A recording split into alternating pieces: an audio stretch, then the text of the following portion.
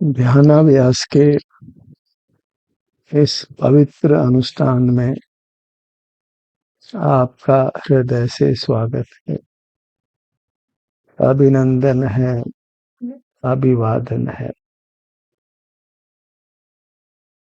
ध्यानाभ्यास के लिए कृपया अपने नेत्रों को बंद कर लीजिए। आपको विश्राम करना है। जब आप बहिर्मुखता को छोड़ते हैं तभी आपको विश्राम मिलता है। बाहर की दुनिया से नाता तोड़ दीजिए और अपने चिन्मूर्त से नाता जोड़िए।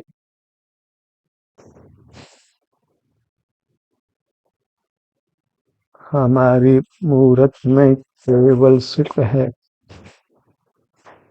इसमें स्थित होने से हमको केवल सुख ही मिलता है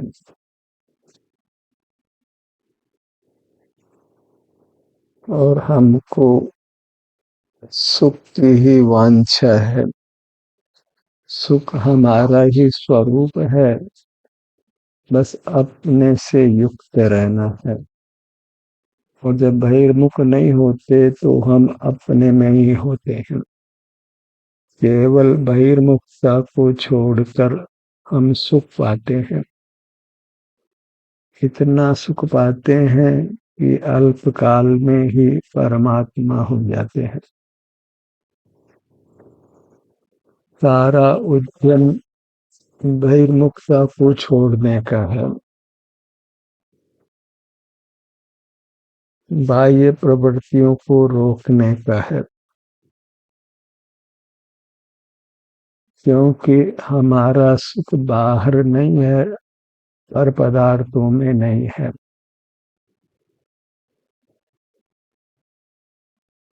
हम स्वयं सुख से परिपूर्ण हैं। आपाद मस्तक सुख के ही बने हुए हैं। अपने ही सुख होगे तो मूर्त का बंधन सने सने समाप्त हो जाता है और केवल सुख ही रहता है और अनंत काल रहता है। अनादि से इंद्रिय ज्ञान में रहकर हम बाह्य जगत से जुड़कर रह रहे हैं और उसी से हम अपने उत्तम सुख से वंचित रहे हैं। सुख के लिए बस बाह्य जगत से विमुख होना है। बहिर्मुख नहीं रहना है तो सुख स्वमेव होने लगता है। सुख को करना नहीं पड़ता है। बहिर्मुखता ही सुख को रोकती है। बहिर्मुखता को रोक दिया जाए तो स्वमेव ही हमको सुख का अनुभव होने लगता है। किसी लक्ष्मी की आवश्यकता नहीं, सरस्वती की आवश्यकता भी नहीं। न धन चाहिए न जगत का ज्ञान चाहिए। दोनों को छोड़कर ही हम अपने में स्थित होकर उत्तम सुख पाते हैं। सारा जगत इंद्रिय ज्ञान और धन के पराधीन जी रहा है। जड़ पदार्थों को कोई सुख दुख नहीं होता, पर उनके लक्ष्य से जीव संसार में वैश्विक सुख दुख भोगता है। वैश्विक सुख तो अल्प, वैश्विक दुख अधिक भोगता है। तनावग्रस्त रहता है, रोगों से ग्रस्त रहता है। नाना उपचार करने पर भी रोगों से मुक्त नहीं हो पाता है। एक रोग मिटता है और दूसरा रोग हो जाता है। और क्षुधा त्रसा निद्रा का रोग तो निरंतर लगा ही रहता है।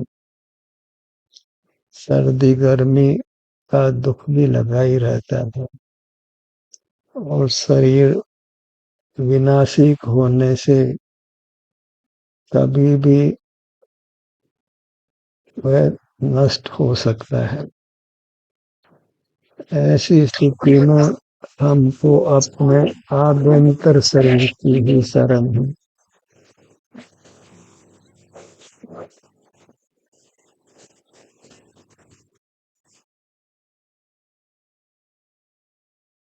अपनी ही शरण है।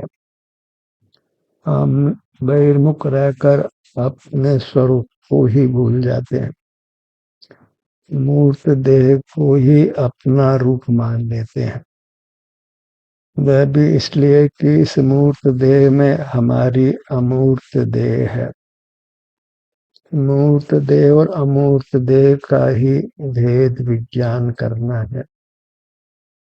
इंद्रिय द्वार से हम वैश्विक सुख दुख भोगते हैं, मानसिक सुख दुख भोगते हैं, इंद्रिय सुख दुख भोगते हैं। तो इंद्रिय ज्ञान का निरोध कर हम शारीरिक सुख दुख भोगते हैं। दुख तो केवल अल्पकाल का ही होता है। जब अपने शरीर में होते हैं तो दुख क्रम से मिटता है और हम उत्तम स्वास्थ्य लाभ कर अनंत काल सुख से रहते हैं। सुख की इतने ही शर्त है कि हम अपने को सुख स्वभावी मानकर अपने में स्थित रहें। बाह्य पदार्थों से सुख की आशा छोड़ दें। न बाह्य पदार्थों से सुख है, न बाह्य पदार्थों की ज्ञान से सुख है। बाह्य पदार्थों को लक्ष्मी संज्ञा है और बाह्य पदार्थों के ज्ञान को सरस्वती संज्ञा है। सरस्वती और लक्ष्मी दोनों को छोड़कर ही जीव अपने उत्तम अतीन्द्रिय सुख को पाता है,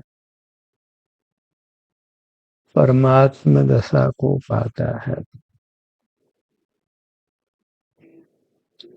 जब अपने ही उत्तम सुख को भोगता है तो उसका ज्ञान भी निर्मल होता है। जगत के ज्ञान की रुचि मिट जाती है, मूर्त पदार्थों की वांछा भी मिटती है। मूर्त पदार्थ सुख के हेतु भाषित नहीं होते, वे दुख के भी कारण नहीं है, पर उनको जानना अवश्य ही दुख का कारण होता है। उनको जानकर नाना प्रकार से हम उनको उपयोग में लेकर पराधीन होते हैं, अपने स्वाभाविक सुख को खोते हैं।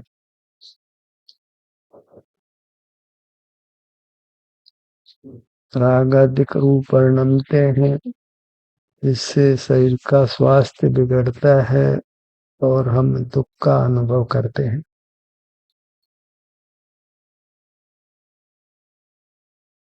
निर्देशित ध्यानाभ्यास में हम अपने को अपने विभिन्न भागों से युक्त रहने का निर्देश देते हैं, क्योंकि अपनी मूर्त ही सुखदाता है, क्योंकि वह सुख स्वभावी है। जड़ पदार्थ सुख स्वभावी नहीं है। अन्य जीव सुख स्वभावी हैं, लेकिन वे हमारे ज्ञान गोचर नहीं होते हैं। उनका सुख दुख कदापि हमारे अनुभव में नहीं आ सकता है, इसलिए उनसे व्यवहार करने से कुछ भी सुख की प्राप्ति नहीं है। और जड़ पदार्थ तो सुख स्वभावी नहीं है। तो शरण केवल अपना ही अमूर्त शरीर है, जो वास्तव में आनंद शरीर है, क्योंकि वह आनंद का बना हुआ है। काला गोरा ठंडा गरम खट्टा मीठा आदि नहीं है। केवल यहाँ पर आराम या वेदना की स्थिति अनुभव में आती है। कभी इसमें कुछ हलन चलन भी हो, कोई धड़कन हो, पर वह सब कर्म के संबंध से है।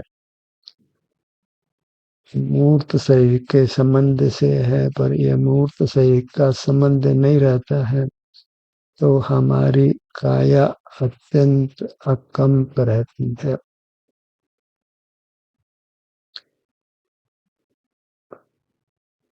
कोई राग आदि दोष नहीं होते हैं, इंद्रिय ज्ञान नहीं होता, केवल अनुपम सुख का भोग होता है। मूर्त पदार्थ का जानना इंद्रिय ज्ञान कहलाता है और परमात्मा जिनेंद्र हुए हैं उनको इंद्रिय ज्ञान नहीं है, क्योंकि इंद्रियां भी नहीं है। इंद्रियों के होने पर भी उन्होंने इंद्रिय ज्ञान नहीं किया है, तो इंद्रियां नहीं है वहां तो फिर मूर्त पदार्थों के जानने का कोई प्रश्न ही नहीं है और अमूर्त जीव ज्ञान के विषय नहीं बनते हैं। तो परमात्मा सर्वज्ञ होना तो दूर रहो, वे अल्पज्ञ भी नहीं है, ज्ञेयों के ज्ञान से सर्वथा रहित है। जितना एक इंद्रिय को सूक्ष्म ज्ञान होता है उतना ज्ञान भी परमात्मा को नहीं होता है। फिर भी परमात्मा पूज्य हैं क्योंकि वे उत्तम अतीन्द्रिय सुख भोगते हैं। जीव की दिव्यता ज्ञान से नहीं सुख से है।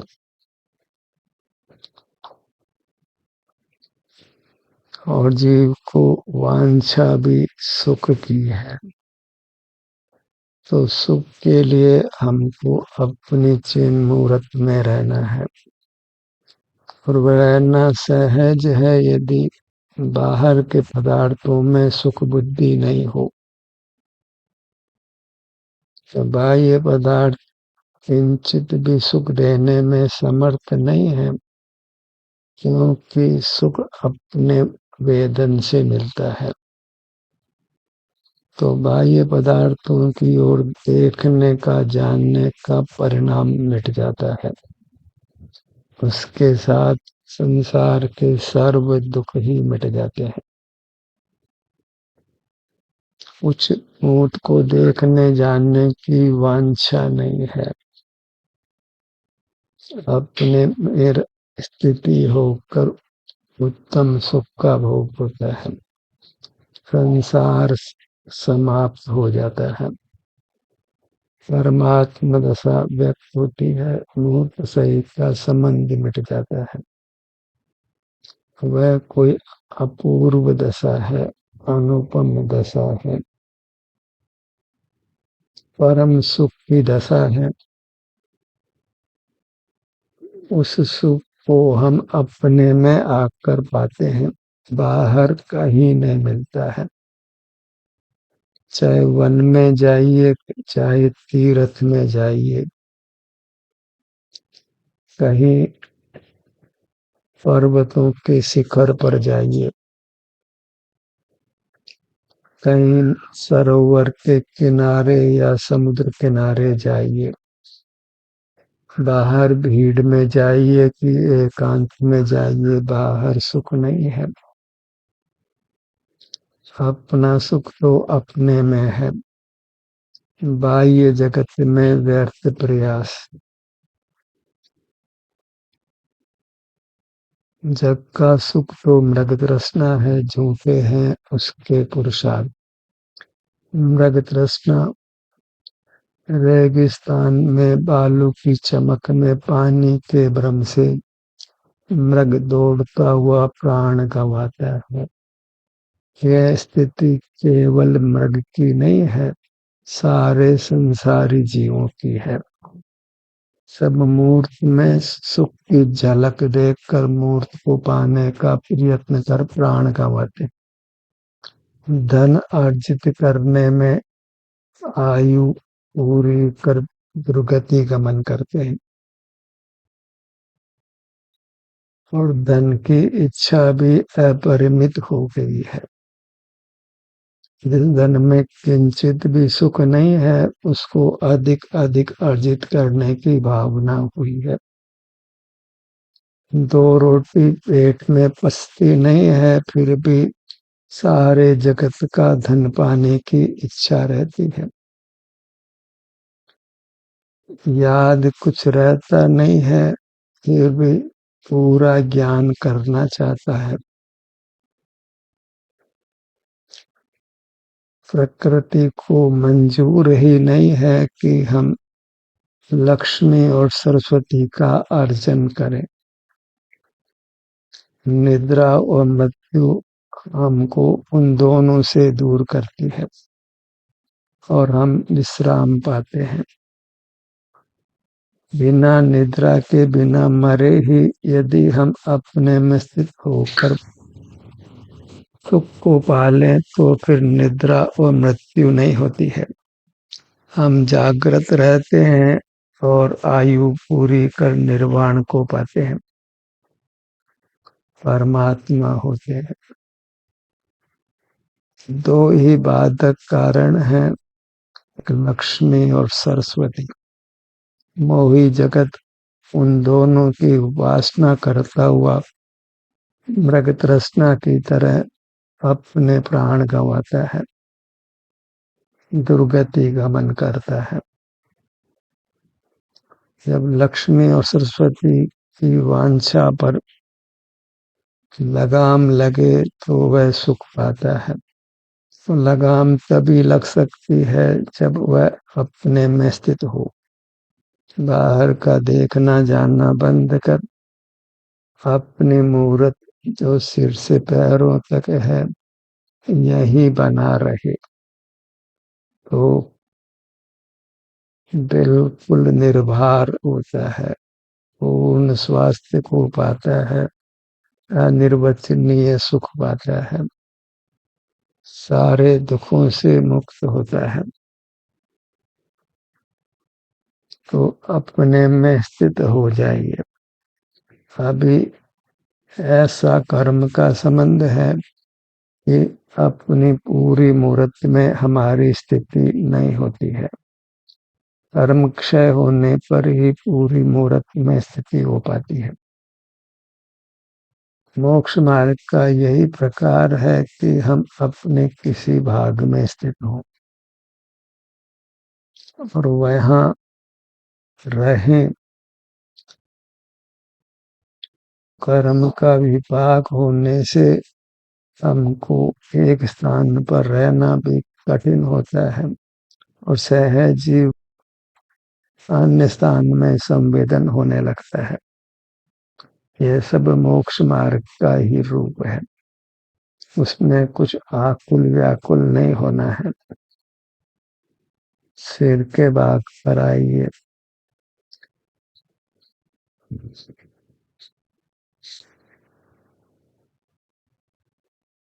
आवश्यकता इस बात की है कि हम जब अपने किसी भाग पर आते हैं तो होने वाली शांति निराकुलता को हम पहचाने, क्योंकि बाह्य पदार्थ हमारा विषय नहीं बनता है तो राग आदि नहीं होते हैं। राग आदि का होना ही आकुलता है, अशांति है। और जब हम अपने में होते हैं तो राग आदि नहीं होते, अशांति नहीं होती, वीतराग होते हैं, शांति होती है। वह वीतरागता ही हमारे ज्ञान को निर्मल करती है और अतीन्द्रियता का अनुभव कराती है, जहाँ इंद्रियों का कुछ व्यापार नहीं। वो अतीन्द्रियता ही मोक्ष मार्ग और मोक्ष का स्वरूप है। जहाँ तक इंद्रिय ज्ञान में स्थिति है वहां तक संसार है। पल भर का भी इंद्रिय ज्ञान हमको संसार में रोकने में समर्थ होता है। निरंतर ही इंद्रिय ज्ञान में रहें तो फिर दुर्गति भी निरंतर रहती है। तलाट के भाग पर आइए।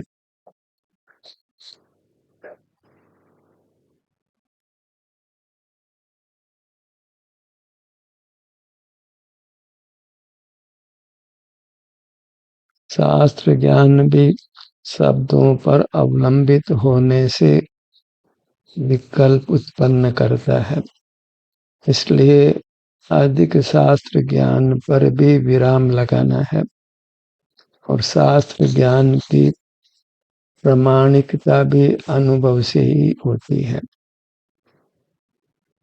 हर किसी शास्त्र को हम आंखें मूंद कर अंधविश्वास कर नहीं मान सकते हैं, अन्यथा सिवाय ठगाने के कुछ भी उपलब्धि नहीं हो सकती।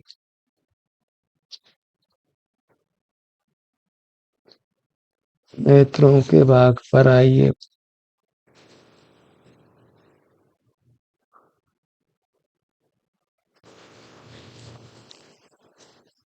एक कहावत है, पर उपदेश कुशल बहुतेरे।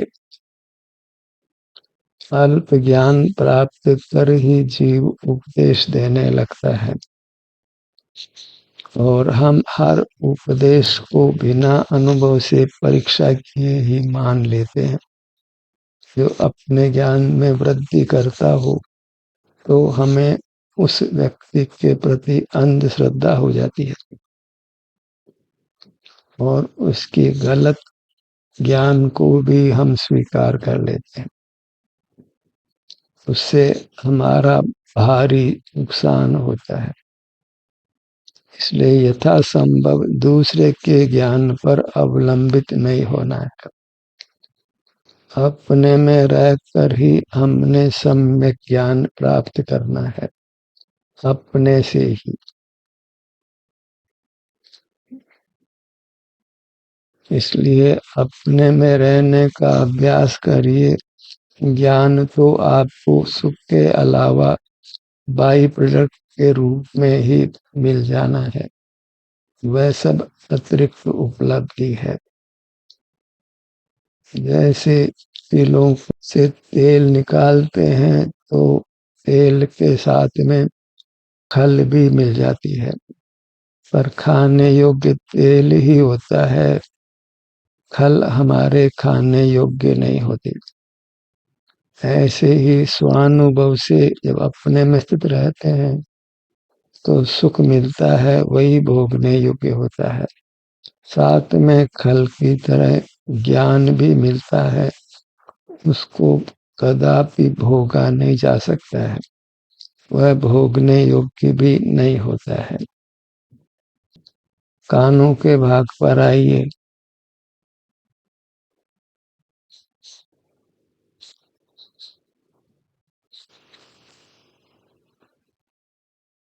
ऐसी भावना पाइए कि हम अपने ही विभिन्न भागों में स्थित रहें, उत्तम सुख अतीन्द्रिय सुख को भोगते रहें, स्वस्थ रहें, निराकुल रहें, पूर्वबद्ध कर्मों की निर्जरा करते रहें, नूतन कर्म के आश्रव बंध से मुक्त रहें। नासिका भाग पर आइए।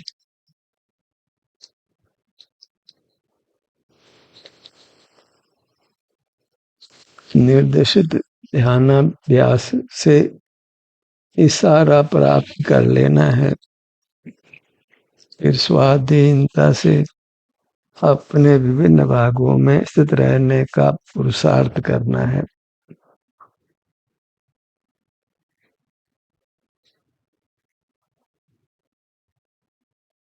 होठों के भाग पर आइए।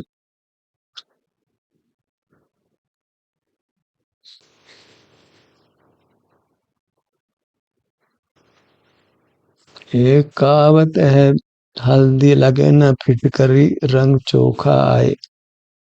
अर्थात लक्ष्मी की आवश्यकता हो न सरस्वती की और उत्तम सुख की प्राप्ति हो, ऐसा ये स्वसंवेदन का मार्ग है। अपने में रहने का, अपने उत्तम अतीन्द्रिय सुख भोगने का मार्ग है।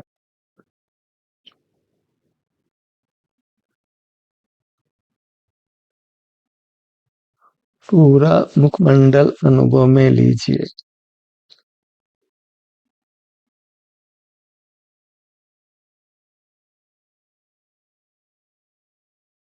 सीने के भाग पर आइए।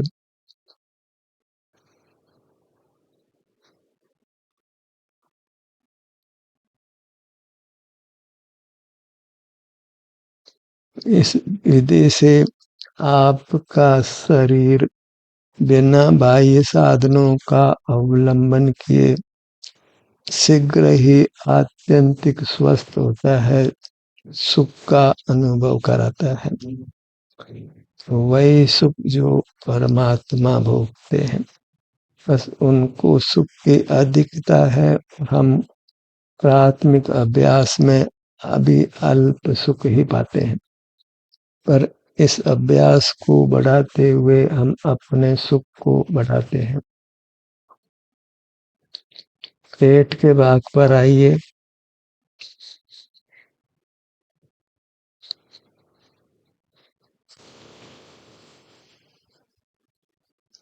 जैसे जैसे हम तनाव रहित रहते हैं, राग आदि से मुक्त रहते हैं, वैसे वैसे सहज ही कर्म बंधन मिटने से हमारा आत्मिक शरीर सुख रूप अनंता है और छाया की तरह ये मूर्त शरीर भी अपने आप अपना रूप बदलता है। वह हर प्रकार से स्वयमेव स्वस्थ होता है।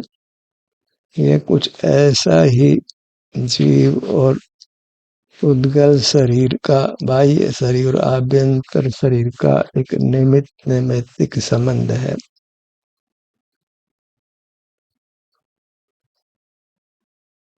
पीठ का भाग।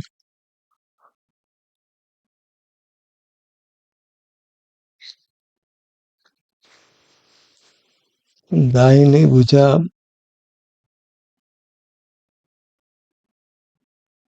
बाईं भुजा, दायां पैर, बायां पैर। जगत के सर्व प्राणी चाहते हैं कि वे स्वस्थ रहें, रोगों से मुक्त रहें, शरीर में किसी प्रकार की कुछ भी वेदना नहीं हो, शरीर सुखद अनुभव में आवे। तो उसके लिए हमें अपने में स्थित रहना है। बाह्य जगत को छोड़कर अपने में स्थित होकर उत्तम अतीन्द्रिय सुख को भोगते हुए रहना है। उससे सहज ही हमारा स्वास्थ्य उत्तरोत्तर अधिक अच्छा होता जाता है और जीवन में सुख की वृद्धि होती है। हर आने वाला समय पहले से अधिक सुखद होता है और इसी क्रम में हमने परमात्मा पद को पा लेना है। ज्ञान का सत्र यहीं समाप्त होता है। आपकी सहभागिता के लिए धन्यवाद।